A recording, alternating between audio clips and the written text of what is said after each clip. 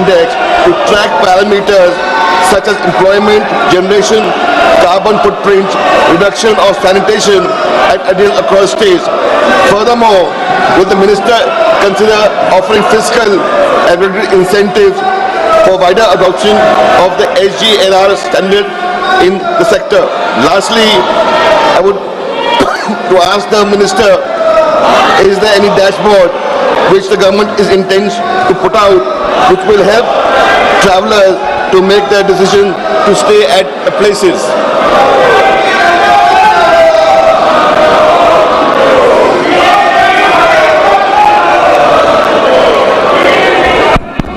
माननीय अध्यक्ष महोदय, मैं सम्मानित सदस्य जिनका एक लंबा अनुभव टूरिज्म सेक्टर को लेकर के है, उन्हें जो प्रश्न आज सदन के पटल पर रखा है, मैं माननीय सदस्य का ऐसे महत्वपूर्ण प्रश्न के लिए आभार और अभिनंदन करता हूं।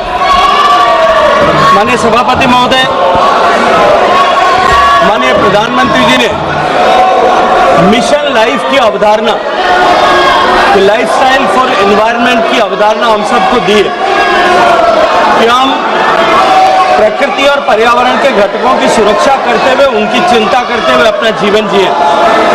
उसी अनुक्रम में मिनिस्ट्री ऑफ जल शक्ति के सैनिटेशन डिपार्टमेंट ने, जब मैं उस मंत्रालय में काम कर रहा था, हमने एक इनिशिएटिव लिया था कि टूरिज्म सेक्टर में भी उसको और अधिक सस्टेनेबल बनाने के लिए हमने ग्रीन लीफ रेटिंग की ऐसी व्यवस्था की थी ताकि ऐसे टूरिज्म सेक्टर की ऐसी प्रॉपर्टीज, असेट्स, होटेलियर्स जो अधिकतम सस्टेनेबल प्रैक्टिसेस को अडेप्ट करते हैं, उनको हम जिस तरह से होटल्स का कैटेगराइजेशन 1 सितारा, 2 सितारा, 3, 4, 5 सितारा में होता है, इसी तरह से सस्टेनेबिलिटी प्रैक्टिसेस के आधार पर उनका कैटेगराइजेशन किया जा सके। और उसका परिणाम ये हुआ कि उसके चलते हुए बहुत सारी सस्टेनेबिलिटी प्रैक्टिसेस को अब होटल्स ने अडेप्ट करना शुरू किया है।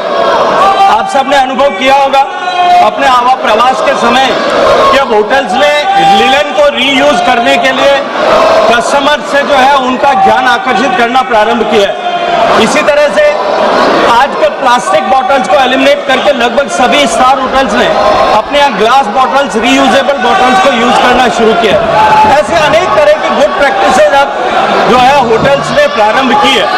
इसी के साथ साथ में जो डिमांड साइड के साथ साथ डिमांड साइड में भी सप्लाई साइड के साथ साथ में अब सेंस ऑफ अवेयरनेस आए, इसको लेकर के भी हमने एक प्रयास प्रारंभ किया है जहां हमने टूरिस्ट को ज़्यादा एनवायरनमेंट फ्रेंडली और सस्टेनेबल प्रैक्टिसेस को अडेप्ट करे, इस दृष्टिकोण से जागरूक करने के लिए विभिन्न प्रयासों को प्रारंभ किया है। आज उसके भी कुछ स्तर तक परिणाम दिखाई देते हैं। हम राज्य सरकारों के साथ मिलकर के इसको और अधिक नीचे के गहराई तक ले जाने के लिए काम कर रहे हैं। माननीय सदस्य ने डैशबोर्ड बना करके भविष्य में इस तरह से इंसेंटिवाइज करने का सुझाव दिया है। मैं माननीय सदस्य के सुझाव का स्वागत करता हूं। निश्चित रूप से विचार करने के योग्य है। आने वाले समय में हम इसे और अधिक विस्तार प्रदान करने के लिए हमने टूरिस्ट को गाइड करने के लिए टूरिस्ट सस्टेनेबल प्रैक्टिसेस को अडेप्ट करें, इसको लेकर के हमने पर्यावरण मित्र, पर्यटन मित्र और पर्यटन दीदी ऐसी योजनाएं भी प्रारंभ की है जिसमें हम टूरिस्ट को मोर जो है सस्टेनेबिलिटी प्रैक्टिसेस को अडेप्ट करने के लिए जागरूक करें। Sir, I would like to ask the second question. In light of the recent research published by the Nature Communication, which is a research foundation research paper, which finds that India, along with US and China, contribute to 60% increase in tourism-related carbon emission between 2009 to 19. May I ask globally? May I ask the Honourable Minister, measures taken by the government to reduce environment impact on tourism sector, particularly through low carbon transport, energy efficient infrastructure and ecotourism promotion. Additionally, industry like CAI and EY, Ernst & Young, has projected that India will need 61.3 lakh skilled workers in tourism sector by 2036. How does the ministry plan to ensure the growth of the sector and remain inclusive with targeting skilling and employment opportunities for women, scheduled caste, scheduled tribe and other backward regions, which will help to promote tourism and especially in the tourism states? धन्यवाद माननीय सभापति महोदय, माननीय अध्यक्ष महोदय। माननीय सदस्य ने दो अलग अलग प्रश्न किए। हालांकि दूसरे प्रश्न का मूल प्रश्न से संबंध नहीं है, लेकिन फिर भी मैं माननीय सदस्य की संतुष्टि के लिए उसका प्रत्युत्तर देना चाहता हूँ। पहले प्रश्न जो उन्होंने पूछा, मुझे लगता है कि मैंने अपने फर्स्ट सप्लीमेंट्री को रिप्लाई करते हुए विस्तार से उस विषय को रखा है कि हमने सस्टेनेबिलिटी को इंसेंटिवाइज करने, सस्टेनेबल प्रैक्टिसेस को अडेप्ट करने, डिमांड और सप्लाई दोनों साइड में, उसके लिए बहुत सारी प्रैक्टिसेस को प्रारंभ किया है। टूरिज्म मूलतः प्रारंभिक रूप से राज्य का विषय है। राज्य सरकारों ने भी इस पर बहुत सारे इनिशिएटिव लिए हैं।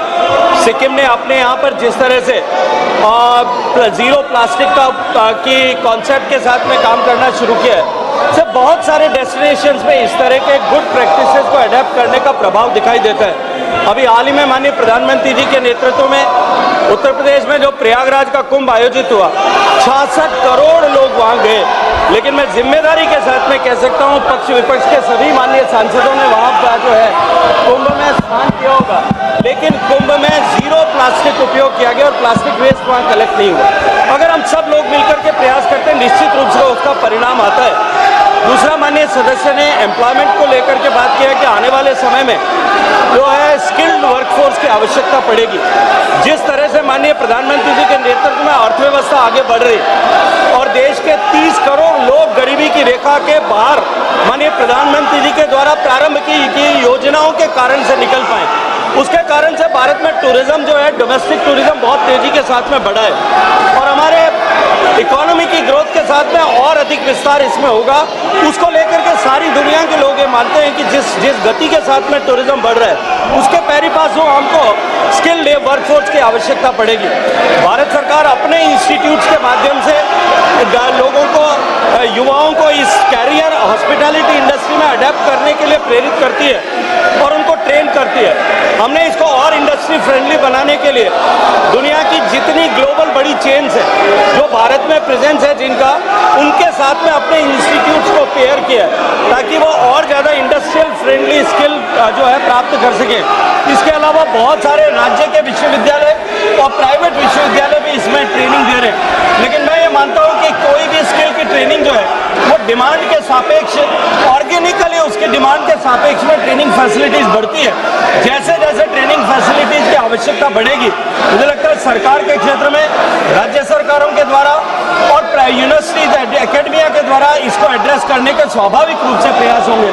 लेकिन निश्चित रूप से मैं ये मानता हूँ कि जिस गति के साथ में भारत में टूरिज्म बढ़ रहा है, आने वाले समय में भारत में टूरिज्म जो है वो एग्रीकल्चर के बाद में सबसे ज्यादा एम्प्लॉयमेंट का कंट्रीब्यूटर होगा। और जो है जिस गति के साथ में हम बढ़ रहे हैं, आने वाले समय में जब भारत की अर्थव्यवस्था माननीय प्रधानमंत्री जी के नेतृत्व में 2047 तक जो अपेक्षित है, वहां पहुंचने तक tourism sector global rate of contribution of tourism जो है उसके अनुरूप 10% का कंट्रीब्यूटर बनेगी और निश्चित रूप से बड़े संख्या में लोगों को रोजगार उसके माध्यम से मिलेगा। माननीय सदस्य, क्या आप सदन बाधित करना चाहते हैं? ऑपरेशन सिंदूर पर चर्चा नहीं करना चाहते? नहीं करना चाहते चर्चा? मिस्टर गोगोई और आप सब राजनीतिक दल के लोग आए थे, आपने कहा ऑपरेशन सिंदूर पर चर्चा होनी चाहिए, फिर आप सदन बाधित कर रहे हैं।